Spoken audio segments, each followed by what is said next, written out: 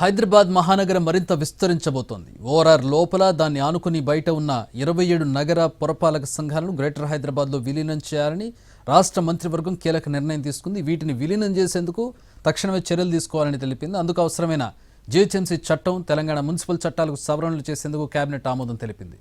విలీన ప్రక్రియ ముగిశాక 5 జిల్లాలు, 47 మండలాలు, 311 గ్రామాల పరిధిలో 6 పార్లమెంట్ స్థానాలు, 28 అసెంబ్లీ స్థానాలతో దేశంలోని అతిపెద్ద నగరంగా హైదరాబాద్ విస్తరించబోతోంది.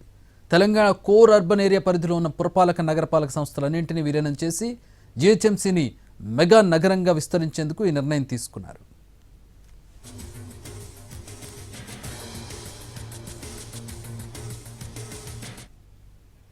నిజానికి విస్తరణ ప్రతిపాదన చాలా సంవత్సరాలుగా ఉంది.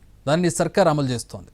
నగరంలో ప్రజల నుంచి వసూలు చేస్తున్న పన్నులు, వారికి కల్పిస్తున్న మౌలిక సదుపాయాలు, అందిస్తున్న పురపాలక ఒకే విధంగా ఉండాలనే సంకల్పంతోనే ఈ మహా విలీన ప్రక్రియ చేపట్టారు. విలీనం పూర్తయ్యాక మెగా నగరాన్ని ఎన్ని కార్పొరేషన్లుగా విభజించాలి, ఏ విధంగా చేయాలనే నిర్ణయాలను ప్రస్తుతం తీసుకోలేదు. జీహెచ్ఎంసీ ప్రస్తుత నగరపాలక సంస్థ పదవీకాలం వచ్చే ఏడాది ఫిబ్రవరితో ముగుస్తుంది.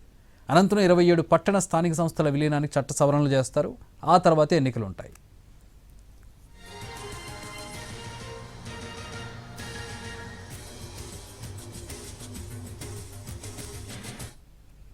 ప్రస్తుతం జీహెచ్ఎంసీ జనాభా 1,45,00,000. ఓఆర్ఆర్ వరకు నగరాన్ని విస్తరిస్తే దాదాపు 1.70 కోట్లకు చేరుతుంది. త్వరలో కేంద్ర ప్రభుత్వం చేపట్టున్న జనగణనలో అది 2 కోట్లుగా తేలే అవకాశం ఉందని అంచనా.